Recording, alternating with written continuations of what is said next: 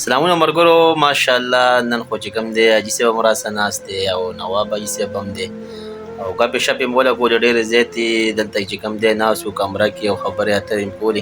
په مولانا صاحب چې کوم دی ډېر زیات خفګان هم وکړو، ډېر زیات خفه وو. دلته کې قسم دی چې ټوله دیره خفه وه، بې زوره وه.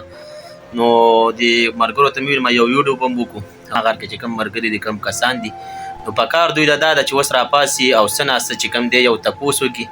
یعنې موږ نه به دقسې یو مولا ځي او بس موږ به خاموش یو، هېڅ به هم نه شو کولی.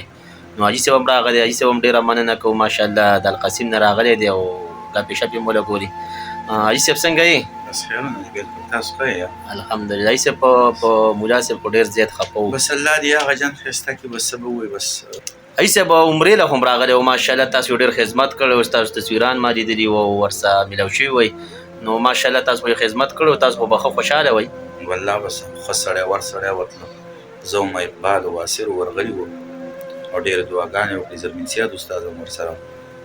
بس الله دې وبخي یاره، الله دې هغه جان ښایسته کړي. امین امین. الله پاک دې وبخي. او واقعي یار تصویران مې لیدلي وو، عمرې له ورغلي وئ، خدمت هم کړی او زه دا ښه وه چې ملاقات هم شوی او الله پاک دې وبخي. نواب حاجي صاحب تاسو څه وایئ پکې؟ زه پکې څه وایم ملګري، بس الله دې هغه جان ښایسته کړي. دغه لار روانه ده، هغه منظور ده، نو څه به ووایو پکې.